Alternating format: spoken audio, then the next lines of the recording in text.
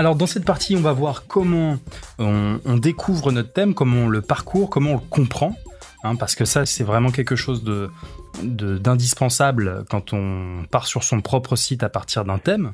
Il faut comprendre comment notre thème fonctionne. Alors tous les thèmes Forest fonctionnent globalement de la même façon, mais pas spécialement. On va retrouver des gros concepts en général, et c'est pour ça que j'ai choisi ce thème, c'est parce que finalement il regroupe la plupart des concepts qu'on retrouve sur les thèmes, mais l'approche que je vais vous donner dans cette vidéo, c'est une approche pas à pas qui va vous permettre de comprendre et de découvrir petit à petit votre thème. Donc la première chose à savoir, c'est qu'un thème, une page de votre thème va être décomposée en deux grandes parties. Vous avez d'un côté ce qu'on appelle la structure globale, c'est-à-dire des choses qui ne changent pas ou très peu d'une page à l'autre. En général, c'est le header et le footer. Donc là, si on se base sur ce que nous on a fait, on a très peu de choses dans le header à part le menu et on a quasiment rien dans le footer. Si on compare avec le thème de base, ici on voit qu'on a des éléments, on a un logo et dans le footer, on a d'autres éléments. Et la deuxième chose qu'on va analyser, c'est le contenu de la page en elle-même, c'est-à-dire ce qui change d'une page à l'autre. Voilà. Par exemple, sur cette home page, cette page de ce style de page d'accueil, la troisième déclinaison de page d'accueil de ce thème, on a un diaporama, on a différentes rangées qui présentent un type d'information. Donc globalement, voilà, la première chose à regarder, c'est la structure globale, c'est qu'est-ce qu'il y a dans le header, dans les éléments qui ne changent pas, dans la structure générale, ainsi que dans le footer, et qu'est-ce qu'il y a dans le contenu de la page qu'on est en train de consulter. Dans le header et le footer, il y a en général trois façons d'injecter du contenu. La façon la plus courante, c'est d'avoir des emplacements de widgets dans le thème, et via, donc si je vais dans le back-office et que je vais dans Apparence Widget, on pourrait avoir des emplacements de widgets. Donc les emplacements de widgets sont sur la partie droite de cette page. On pourrait, l'éditeur de thème aurait pu prévoir ici des emplacements de widgets et mettre des widgets spécifiques pour y charger le numéro de téléphone, l'email et d'autres éléments. Donc on verra tout à l'heure que dans ce thème, c'est pas comme ça que ça a été chargé. Ensuite, l'autre façon de pouvoir injecter du contenu dans le header ou dans le footer, c'est un contenu qui vient s'injecter depuis les paramètres du thème. Donc les paramètres du thème, ils peuvent se retrouver à plusieurs endroits, mais il y a en général, il y a deux façons de les retrouver. Soit en installant le thème, on a un nouveau bouton qui s'est mis directement à la racine de ce menu à gauche, qui peut s'appeler, qui peut avoir le nom de l'éditeur du thème. Par exemple, il y a un éditeur de thème qui s'appelle Oxygène, ou le nom du thème. Et quand vous cliquez, vous arrivez à toute une série d'options avec des sous-menus, des sous-boutons, voilà, qui vont permettre de régler des choses. Ici, dans ce thème, ça appartient à la deuxième famille d'endroits où on peut retrouver les paramètres d'un thème. C'est ici, c'est dans Apparence Theme Options. Donc si je clique, je vais voir que voilà, j'arrive à une page avec des sous-onglets qui vont me permettre de faire des réglages qui vont être liés à mon thème. Donc voilà, ça c'est la deuxième façon de pouvoir injecter du contenu en général dans la structure globale du site, à savoir le header et le footer. La troisième façon d'avoir du contenu dans ce header ou ce footer, eh bien, ce sont des menus, des emplacements de menus. Vous savez, on avait vu ensemble qu'un menu il peut s'injecter, il peut soit se synchroniser à un emplacement de menu qui a été créé dans le thème, soit être injecté par un widget qui s'appelle widget menu personnalisé. Donc si je retourne dans mes... Hop, je crée mon menu dans l'onglet menu, ça on l'a vu ensemble, et je peux l'injecter dans un emplacement de widget par l'intermédiaire du widget menu personnalisé. Donc, où est-il ? Il est ici. Donc il suffit de glisser à l'emplacement de widget où on veut charger notre widget menu personnalisé, et venir sélectionner l'un des menus disponibles dans les menus qu'on a préalablement créés pour notre site, dans l'onglet menu. Voilà. Alors, l'autre façon donc de charger ces menus, c'est cette fameuse façon qu'on a vue encore il y a peu de temps, en utilisant les emplacements. Donc, si notre thème prévoit un ou plusieurs emplacements, ils seront listés dans l'onglet « Gérer les emplacements ». Là, on n'a qu'un seul emplacement de menu dans ce thème, Cet emplacement de menu dans ce thème, il est ici, il est dans le header. Et donc on a décidé de synchroniser notre menu intitulé menu 1 à l'emplacement qui a été nommé main menu dans notre thème. Alors ensuite, il peut y avoir d'autres éléments dans votre thème qui ne se trouvent ni dans un emplacement de widget, ni dans les thème options, qui ne concernent pas un menu. Donc dans ce cas-là, souvent c'est stipulé dans la documentation. On verra un exemple tout à l'heure, comment sont gérés les paramètres, et c'est un cas un peu particulier. Ensuite, un autre aspect important, c'est les diaporamas. Les diaporamas, en fait, d'un thème à l'autre, il y a deux grandes philosophies de faire. Soit on est sur un thème qui est assez flexible et qui prend en charge le chargement d'un slider, d'un diaporama en fonction de la page, c'est-à-dire que vous pouvez mettre un slider par page. Soit vous êtes sur un thème un petit peu plus fermé qui prévoit un emplacement de widget uniquement pour la page d'accueil qui va vous permettre de charger un diaporama dans cet emplacement de widget. Donc là, on est sur un thème qui est plus souple, qui nous permet de charger un diaporama par page. C'est pour ça que quand vous allez dans la page type Homepage 3, vous avez un diaporama. Si on va dans Homepage 2, on a un autre type de diaporama. C'est parce que dans ce thème, on peut charger des diaporamas différents sur chaque page. Donc voilà les grandes façons de charger du contenu dans la structure globale du site, c'est-à-dire ce qui ne va pas trop changer d'une page à une autre, le header et le footer.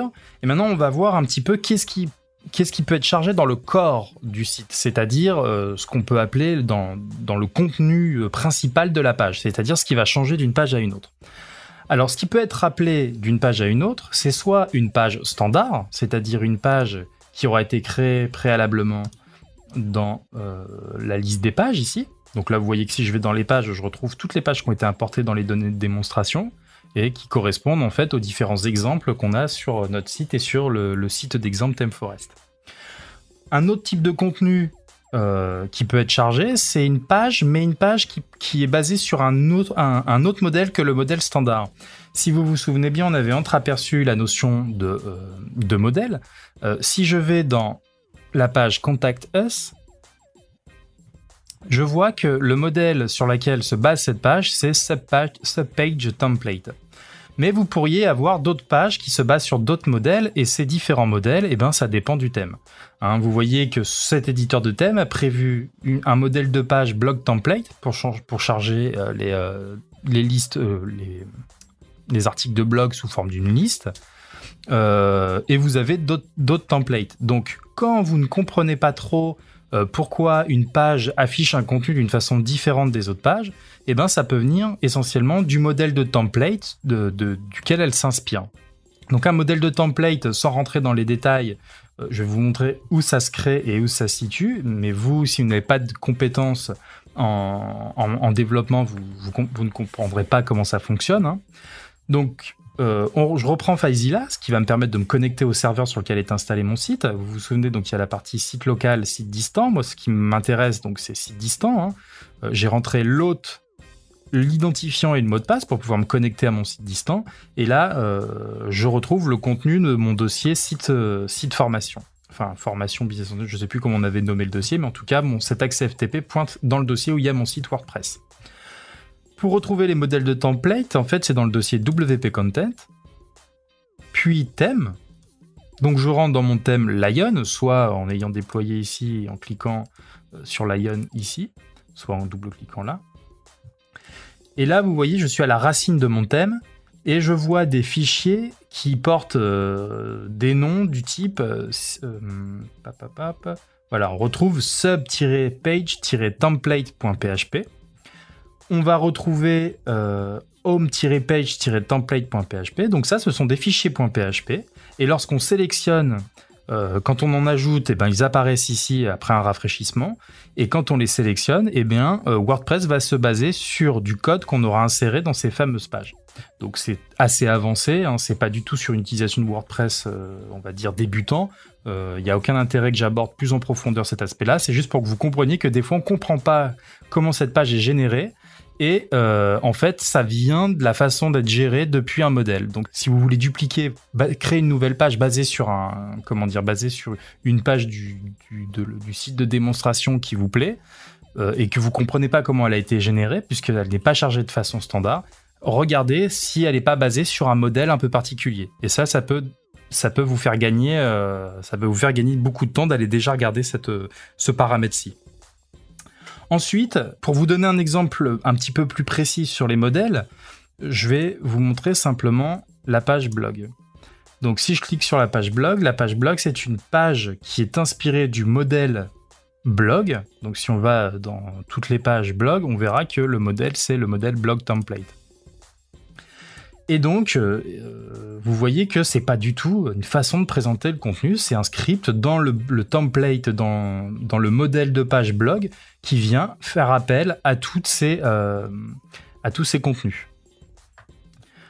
Ensuite, une page, elle peut charger ce qu'on appelle une archive ou une catégorie ou un mot-clé qu'on appelle des taxonomies. Donc, si je reprends, par exemple, ce site de démonstration, quand j'appelle la catégorie Marketing Template, en fait, cette page, elle est générée dynamiquement par WordPress parce qu'il est configuré, WordPress, pour appeler tous les articles appartenant à une catégorie donnée. Donc, une catégorie, c'est ce qu'on appelle une taxonomie. Une taxonomie, c'est tout simplement une façon d'organiser un type de contenu. Si on reprend par exemple le type article, le post type article WordPress, il a deux types de taxonomie. Il a la taxonomie catégorie et étiquette, qui est aussi appelée mot-clé. Et donc, vous vous rappelez qu'on crée des étiquettes et qu'on attache des articles à des étiquettes, on crée des catégories et on range des articles dans des catégories.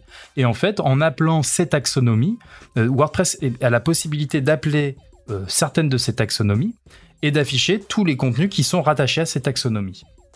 Donc c'est le cas quand on appelle par exemple une catégorie spécifique ou quand on appelle un mot-clé. Alors là par exemple voilà les mots-clés, et si j'appelle le mot-clé design, je vais avoir tous les articles qui sont rattachés à design. Donc voilà, ça peut être un autre type de page. Là vous arrivez sur ce type de page. Qu'est-ce que c'est concrètement ? Ça peut être tout simplement une catégorie ou un mot-clé, donc c'est-à-dire une taxonomie, ou une archive. Donc si je retourne dans blog, c'est pas forcément... Voilà, dans cet exemple-là, ils n'ont pas chargé les archives. Je vais vous montrer donc sur notre site, si je vais dans le modèle blog. Voilà. Là, j'ai la notion d'archive. C'est tout simplement une façon d'organiser les articles de blog par date. Donc ça, c'est un autre type de page WordPress qui va être chargé dynamiquement et qui ne va pas être chargé par l'intermédiaire d'une page statique, si vous voulez. Ensuite, après les archives et les taxonomies, les autres types de pages que vous pouvez avoir, ce ne sont donc pas des pages, mais des articles de blog. Vous pouvez avoir un bouton de menu qui pointe vers l'intérieur d'un article de blog. Si je rentre dans cet article de blog, alors là, non, ça ne s'affiche pas en cliquant sur l'image. Il faut cliquer sur le titre. On pourrait très bien avoir un bouton de menu qui appelle le contenu de cet article de blog. Donc voilà, si un jour vous arrivez sur un thème et vous cliquez sur un bouton, vous ne comprenez pas comment cette page a été générée, le premier réflexe à avoir, c'est déjà d'aller regarder dans Menu, Apparence menu, hop, et d'aller regarder ce qu'il y a d'écrit juste à côté du bouton de menu concerné.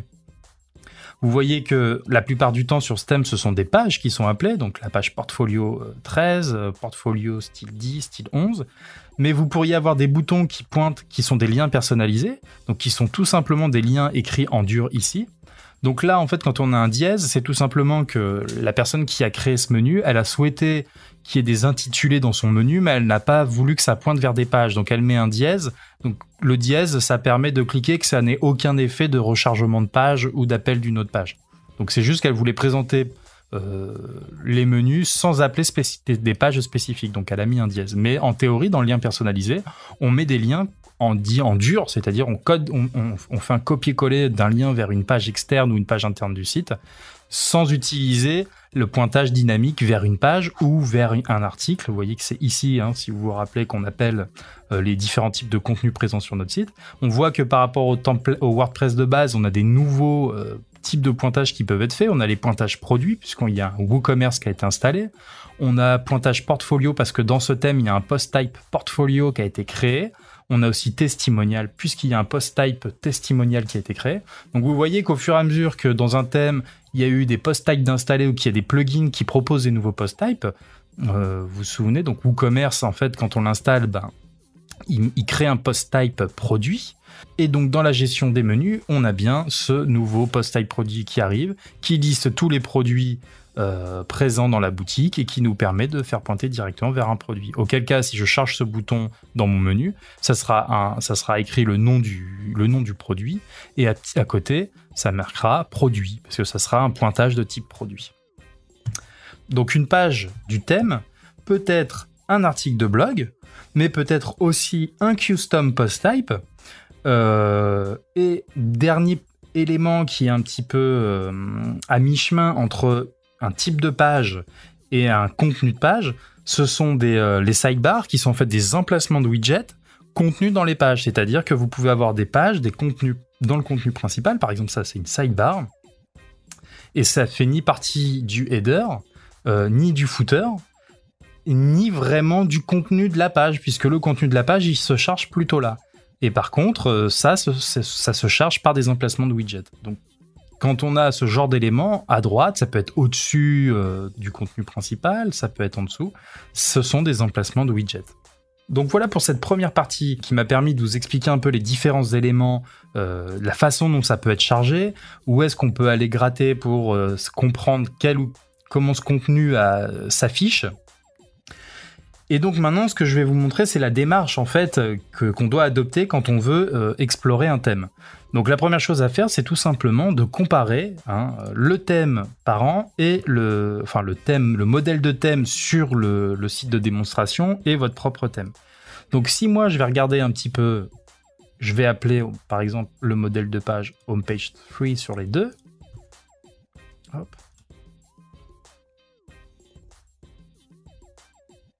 Voilà.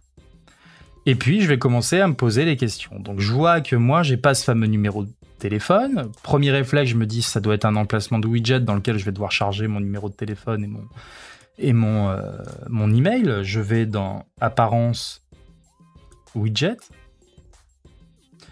Et je vois qu'en emplacement de widget, j'ai Main Sidebar. Donc, Main Sidebar, c'est probablement ce qui est à droite quand je vais, par exemple, dans la page blog, ce que je viens de vous montrer. Je vois que j'ai un emplacement Shop Sidebar, donc j'imagine que c'est encore une sidebar, mais qui est plus présente dans la partie magasin. Donc ça correspond toujours pas à mon header. Et ensuite, je vois que j'ai Footer First, Second, Third and Fourth. Donc ça, si je regarde mon thème principal, j'imagine que Footer First, Second, Third and Fourth, ce sont ces 4 emplacements de widget. Donc ce n'est pas un emplacement de widget. Deuxième solution, qui sera certainement la bonne, c'est apparence, thème, option. Ça se charge dans les options du thème. Donc c'est ici qu'on va venir parcourir pour la première fois un petit peu les différentes options qui sont offertes à nous. Et ça, je vous laisse regarder, je ne vais pas tout parcourir, mais je vous montre simplement la logique de découverte de votre thème. Donc si je regarde bien, que j'approfondis, je vois que est-ce que je vois quelque chose qui peut ressembler en fait à un paramétrage de mon header. Et je vois qu'en fait, dans les boutons, j'ai Header Settings. Donc ça me paraît logique. On me propose des options, et parmi ces options, on me propose d'afficher Enable Search on Top Section. Donc j'imagine que c'est de pouvoir afficher ce fameux... si je vais tout en haut, voilà, ce fameux champ de recherche. On me propose Enable Links on Top Section, Enable Cart, Enable Top Section, tout simplement. On me propose de charger le logo. Donc, je vais le faire maintenant. Je l'avais déjà mis de côté pour gagner du temps. Je vais sur mon bureau. Hop. Il se charge. Il est bien sélectionné. Je l'envoie. Et là, on me propose le numéro de téléphone et l'email sur le header. Donc moi, je ne vais pas me casser la tête. Je vais reprendre exactement les mêmes données.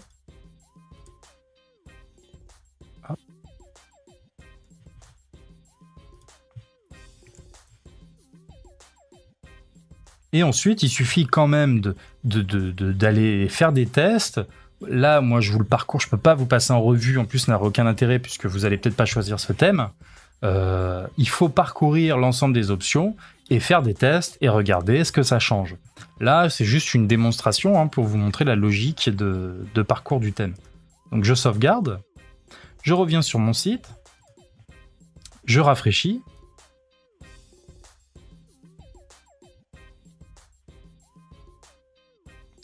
Et effectivement, je retrouve cette fameuse barre avec les informations. Ensuite, regardons ce fameux menu. Si on le compare à celui qu'on a sur le site, donc moi je le sais parce que j'ai déjà fait un petit parcours, on voit que Portfolio, si on va comparer avec notre site, il ne se présente pas du tout de la même façon.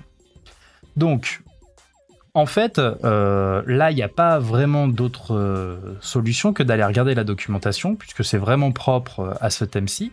Donc, si je vais regarder la documentation, il y a un onglet dans cette documentation qui s'appelle Méga Menu, et qui va m'expliquer le fonctionnement de ces méga menus.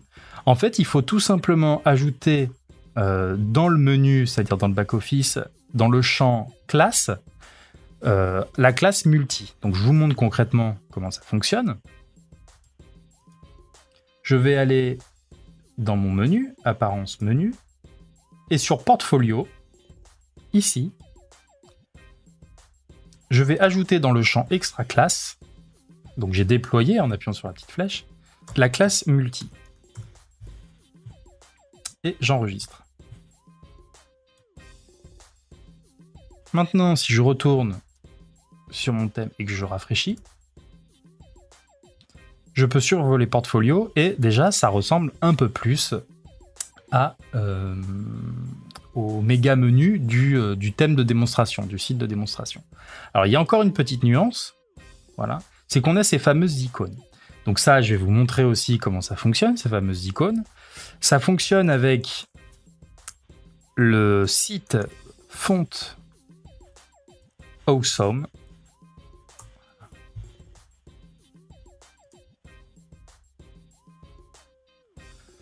Et en fait, ce site, donc notre thème, il a été synchronisé pour fonctionner avec ce site. Il vous propose de charger des icônes dans vos boutons, là en l'occurrence dans vos boutons de menu. Ça peut être des boutons de type comme ici, là, dans vos sliders ou dans les contenus de vos pages. Il vous propose de charger des icônes là où vous en avez besoin. Donc il propose en fait toute une galerie d'icônes qui peut être accessible donc, sur leur site en allant dans icônes. Et vous pouvez afficher toutes les icônes. Et vous voyez que vous avez un choix d'icônes. Donc on va en prendre un au hasard. Je vais prendre celui-ci, info, je clique dessus et je vois que j'ai un petit code à prendre. Je le prends et je vais revenir dans mon menu et on va le faire juste par exemple pour la page portfolio style 1. Au lieu d'écrire simplement portfolio style 1, on va venir coller devant ce petit bout de code, mettre un petit espace éventuellement et enregistrer le menu. Dès lors, si je retourne sur mon site et que je rafraîchis, en survolant portfolio, je vois bien apparaître devant portfolio style 1 cette fameuse petite icône. Donc c'est comme ça que vous allez pouvoir charger des icônes devant vos intitulés de boutons, de menus ou ailleurs dans le site. Ça ne fonctionne pas qu'avec les boutons de menu. Donc toujours dans cet exemple de page, où se charge le diaporama? C'est la question qu'on peut se poser sur cette page. Donc, comme je vous l'ai dit, le diaporama, dans certains thèmes, il se charge dans les widgets. Il peut aussi se charger dans les options de thème.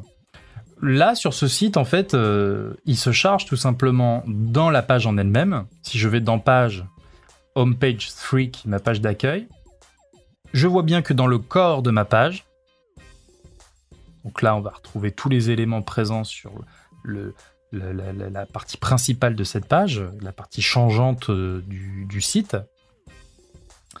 On va retrouver en haut un bloc qui appelle Revolution Slider, donc un Revolution Slider, et qui appelle plus précisément le Home Page 3. Donc si j'appuie sur le petit crayon pour éditer, je pourrais très bien demander à charger un autre Revolution Slider en cliquant, en choisissant. Donc lui, il va chercher tous les sliders qui ont été créés dans Revolution Slider sur notre site, et il nous les liste ici, et on peut les choisir, venir les sélectionner directement dans cette partie-là. Donc concernant les widgets situés en footer, donc je vous les remontre. Hop. Ça va être l'occasion pour moi de vous montrer donc l'utilisation, une autre façon d'utiliser le fameux outil que je vous avais présenté en début de formation qui s'appelle Firebug, puisque bien souvent on aimerait savoir quel est, donc des fois ça parle de soi, on aimerait savoir quel est le widget qui a été chargé à tel endroit. Donc si je prends Firebug, je vais venir cliquer ici pour choisir l'outil de sélection directe.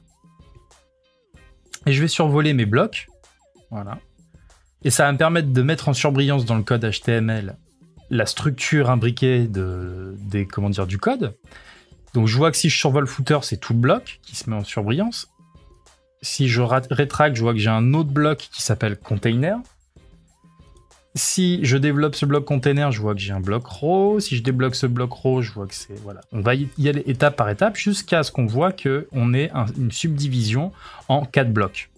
Vous voyez que si je survole ces blocs, je vois qu'il met en surbrillance les contenus respectifs de chacun de ces blocs. Le premier bloc, si je le déploie, je rentre de couche en couche et je vois qu'en fait, c'est un text widget. Donc, c'est un des widgets de base de WordPress.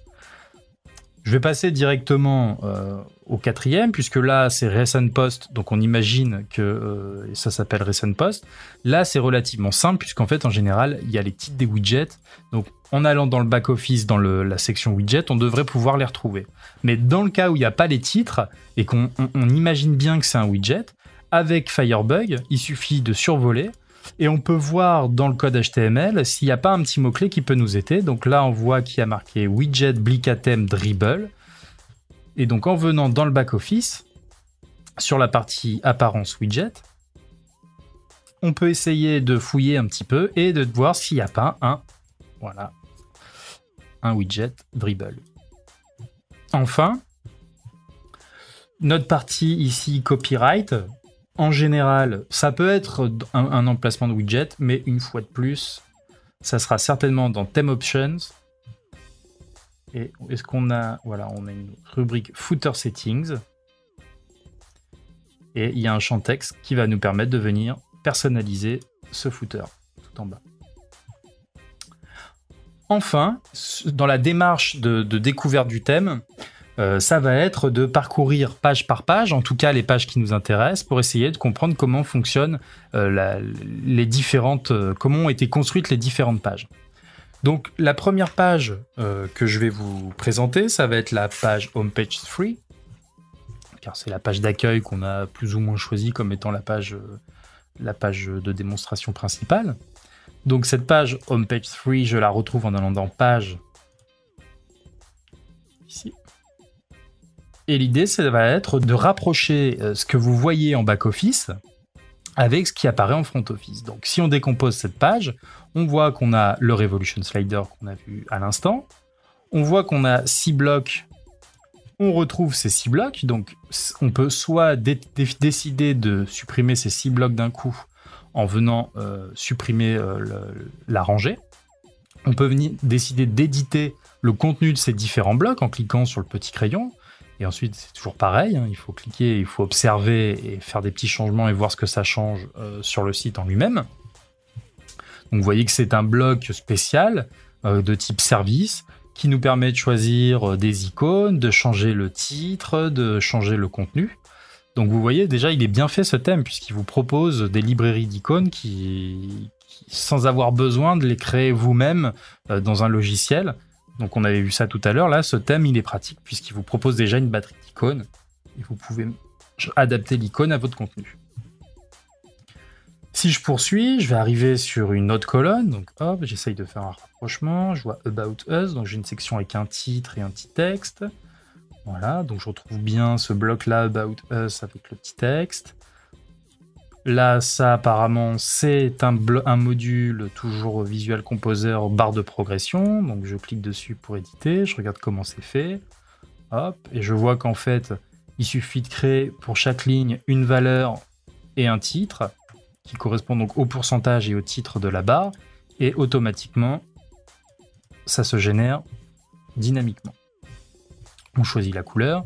Donc je ne vais pas vous passer en revue chaque bloc. Hein, l'idée, c'est de parcourir le thème, de faire un rapprochement entre ce que vous avez en back-office et ce que vous avez d'affiché en front-office, pour réussir à comprendre le processus. Donc là, ce cas de figure-là, ça doit être... On va aller vérifier. Donc, si je clique ici, c'est un module qui a été fait sur mesure pour Visual Composer dans ce thème. Donc il a été chargé directement par un ajout de bloc, comme on en a déjà vu en Visual Composer, il suffit de cliquer sur le plus, ou à chaque fois que vous cliquez sur un plus, ça va ajouter un élément à un endroit. Si je clique sur le plus là, ça va m'ouvrir la palette de modules. Et vous voyez que par rapport au Visual Composer de base, on a toute une série de modules qui viennent s'ajouter, qui sont liés à WooCommerce, et vous en avez d'autres là, ici, qui doivent être ceux du thème, ceux qui ont été créés exprès pour le thème. Et donc, parmi ceux qui ont été créés exprès pour le thème, on a un module qui s'appelle Last Portfolio, c'est-à-dire les derniers portfolios. Donc voilà, il faut explorer son thème étape par étape et venir comprendre comment chaque module, si ça fonctionne avec Visual Composer, comment chaque module fonctionne.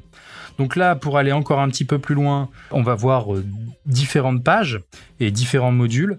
Et puis ensuite, on finira juste sur un petit cas d'école où il y a une erreur et je vous montrerai qu'est-ce qu'il faut faire, quel réflexe il faut avoir quand il y a une erreur. Pour continuer, on va voir la page portfolio. Si je charge cette page portfolio, donc c'est un lien de type... Il n'y a rien qui se charge en cliquant directement sur portfolio, ni sur portfolio style, puisque ce sont des titres. Par contre, si je clique sur portfolio style 1, j'arrive sur un affichage en liste de différents éléments qui ont été créés dans la rubrique portfolio. Donc, comme on l'a vu déjà, c'est tout simplement comme les articles de blog. Il suffit d'aller dans portfolio, de cliquer sur ajouter. On y met un titre, on peut avoir des champs qui sont propres à, vous voyez, comme là, projet, client, compétences, site, et le style de création auquel il faut rattacher ce produit, les catégories de cette création, l'étiquette à laquelle vous l'hébergez, donc les différentes taxonomies. Et donc, au fur et à mesure où vous allez ajouter des éléments dans le post type portfolio, cette page va venir se rafraîchir. Donc là, en l'occurrence, ça appelle la page portfolio de style 1. Mais si on appelle portfolio de style 2, ce ne seront uniquement que les éléments qui auront été rangés dans portfolio style 2.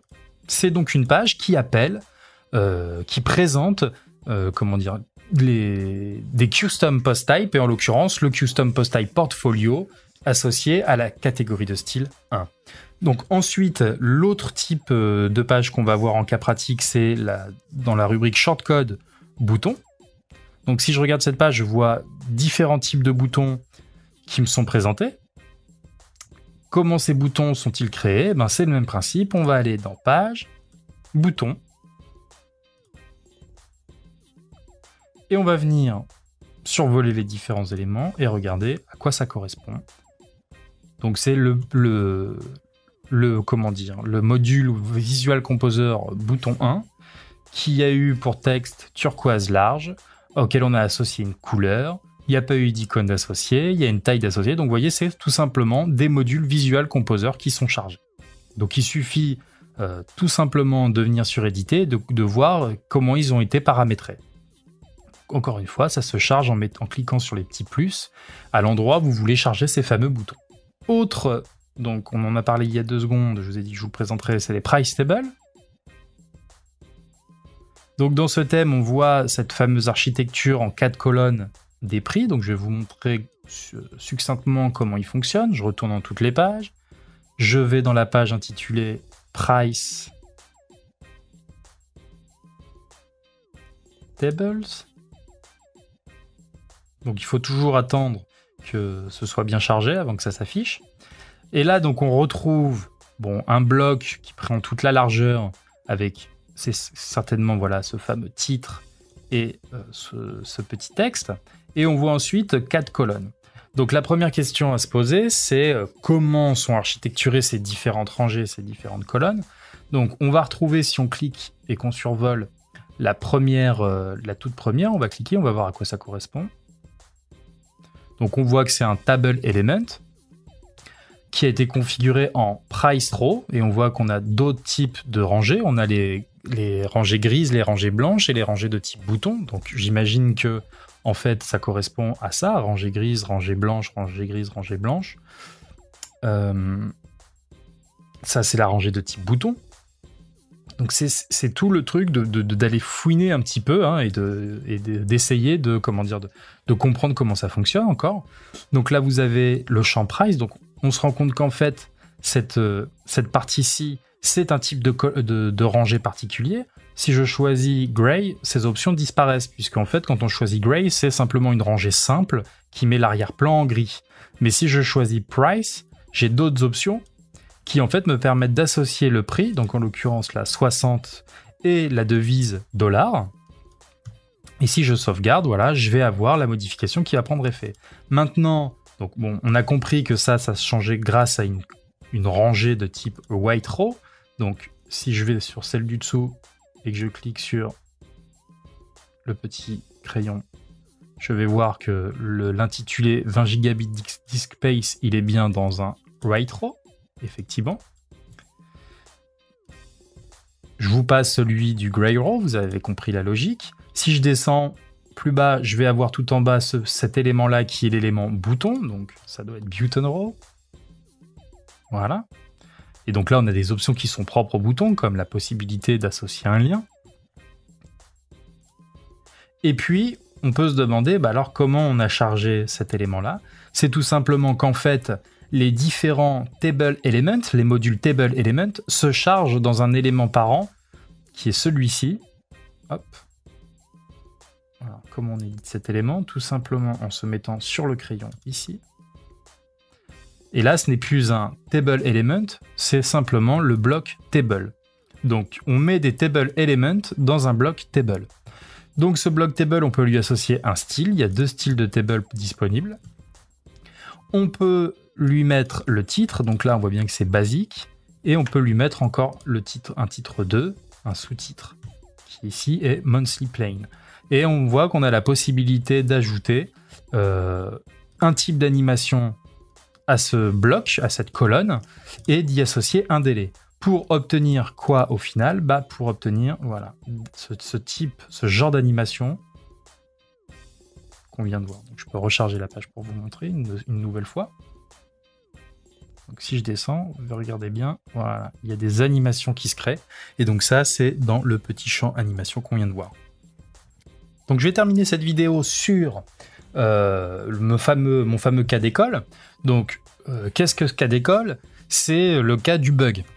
Si on compare donc sur le site d'exemple ce qui s'affiche quand on va dans Contact Us, ici, et ce que nous on obtient par défaut en allant dans Contact Us, ici, on voit qu'on a un petit souci à ce niveau-là, c'est que la map ne se charge pas.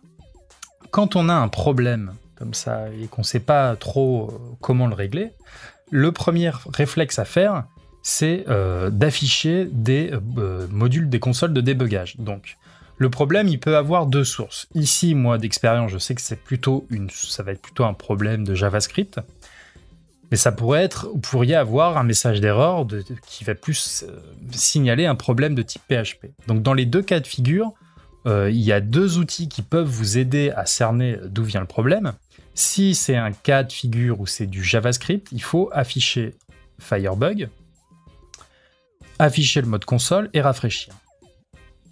Au rafraîchissement, on voit qu'ici on a un petit 1 qui s'affiche, qui signale qu'il y a une erreur d'exécution dans le JavaScript. Ça vous précise dans quel fichier, et ça vous signale l'erreur. Donc c'est un peu du chinois quand on n'y connaît rien. Mais en tout cas, ce qui est sûr, c'est que ça peut être une piste à donner au support du thème. Donc si vous rencontrez un problème quelconque, ça c'est la première chose à faire. C'est d'activer le module, la console Firebug, de recharger la page et de voir s'il n'y a pas une erreur qui s'affiche. S'il n'y a pas d'erreur qui s'affiche, c'est que c'est pas une erreur JavaScript, ça peut éventuellement être une erreur de type PHP. Dans ce cas-là, il faut activer le mode debug de WordPress. Pour activer le mode debug, il suffit d'aller dans votre site, à la racine. Hop. Donc là, je dois avoir un fichier qui s'appelle wp-config. J'affiche. Voilà. Et il y a une ligne où on voit define wp_debug, false. Il faut transformer le false en true, c'est-à-dire de faux en vrai. Donc en gros, on passe de la désactivation du mode débugage à l'activation.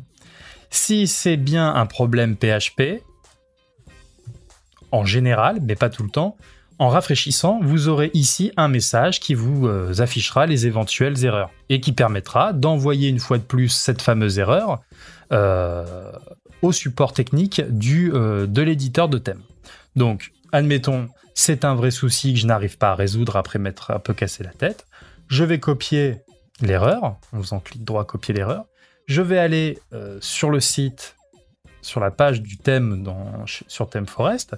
Je vais cliquer sur support. Alors, des fois, selon les éditeurs de thème, ils vous proposent une adresse email ou un bouton spécial qui va vous amener au support. Donc, dans ce cas-là, vous allez certainement devoir mettre la licence de votre thème. Cette licence, vous l'obtenez en allant dans les téléchargements des achats. Et vous avez l'option, quand vous survolez le plugin que vous avez acheté ou le thème que vous avez acheté, vous avez l'option pour télécharger le fichier texte qui contient le numéro de licence. Donc, ils vont certainement vous demander votre numéro de licence, vous leur expliquez le problème, vous collez l'erreur, et ça va déjà donner une bonne piste, que ce soit une erreur JavaScript ou une erreur PHP. Et donc, certains types de supports, d'éditeurs de thèmes, vont vous recommander tout simplement d'aller mettre un commentaire pour mentionner votre erreur. Pour finir cette vidéo, je vais vous montrer en fait de quoi ça venait. Moi, j'ai trouvé en grattant un petit peu, parce que j'avais parcouru le thème. C'est pour ça que c'est important quand même de survoler la documentation, puisque en survolant la documentation, je me souvenais avoir vu une section Map Settings qui explique qu'en fait, il y a un endroit dans le site où on va régler on va pouvoir régler la Google Map qui va être chargée par l'intermédiaire d'un shortcode. Donc si d'une part, vous allez dans votre back-office et que vous allez charger la page qui pose problème, c'est-à-dire la page Contact Us, celle-ci, vous voyez que le premier élément qui est chargé, c'est un shortcode qui charge apparemment donc Blika Theme Map, Blika Theme Direction Input, donc une série de 2 shortcodes. Donc c'est sûr que si vous n'avez pas lu la documentation, ça vous parle pas du tout, que si vous l'avez lu, vous savez que vous dites je me souviens avoir vu ce fameux shortcode quelque part, je l'ai vu ici. Et c'est ici où il m'expliquait qu'en fait, pour régler les map settings, les réglages de la map qui est censée s'afficher dans cette page contact, il faut aller dans Settings General. Donc en gros, réglage général. Par contre, ça, on va quitter, ça ne nous sert plus à rien. Donc si je reviens dans le back-office, je vais dans Réglage général. Et il y a dans cette page réglage général des champs qui ont été ajoutés par rapport au WordPress de base. Il y a 3 champs précisément qui consistent en fait à saisir le zoom de notre map, l'info qui va être affichée dans une petite bulle, donc je vais mettre test, et la longitude et la latitude de la zone pointée sur la map. Donc si par exemple vous avez Google Maps, vous tapez votre adresse dans Google Maps, donc moi je vais mettre Paris. Sur Map pour aller sur Google Maps. Vous pouvez donc taper une adresse plus précise, moi c'est vraiment pour l'exemple. Je vois que une fois que j'ai tapé un lieu et que Google Maps a localisé ce lieu, je vérifie que c'est bien la zone que je voulais cibler, là c'est bien Paris, je vois que dans l'URL, j'ai à un moment donné 2 paramètres séparés par une virgule, qui sont en fait la latitude et la longitude. Donc moi c'est ces 2 paramètres qui m'intéressent, donc je vais venir copier le 48 points, et cette série de chiffres, virgule, le 2.347, etc., etc. Donc je le copie, et je viens le coller. Donc là, la map, elle sait où elle doit pointer, à quel zoom elle doit se rapprocher de cette zone pointée, et il y a le petit texte qu'elle est censée afficher. Donc si j'enregistre, on va vérifier si j'ai toujours l'erreur, et vous avez bien compris que non. Voilà. Donc là, je peux refaire le chargement avec Firebug.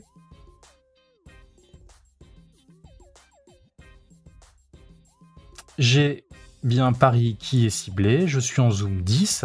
Si je veux zoomer davantage, eh ben, je mets un taux de zoom plus élevé dans mes paramétrages. Et on voit bien que j'ai le petit texte qui s'affiche dans l'infobulle. Et je n'ai pas d'erreurs qui sont énumérées ici. Et j'ai rien qui s'affiche donc dans la console. Ça veut dire que ce fameux problème de JavaScript avait été généré par le manque d'informations dans les paramètres généraux du site. On arrive au terme de cette vidéo. Cette vidéo était très longue, mais c'était très difficile pour moi de vous montrer globalement toutes les aspérités, en tout cas les plus fréquemment rencontrées d'un thème. Les prochaines vidéos seront plus courtes parce que les sujets sont bien plus légers. Donc je vous dis à tout de suite dans les prochaines vidéos.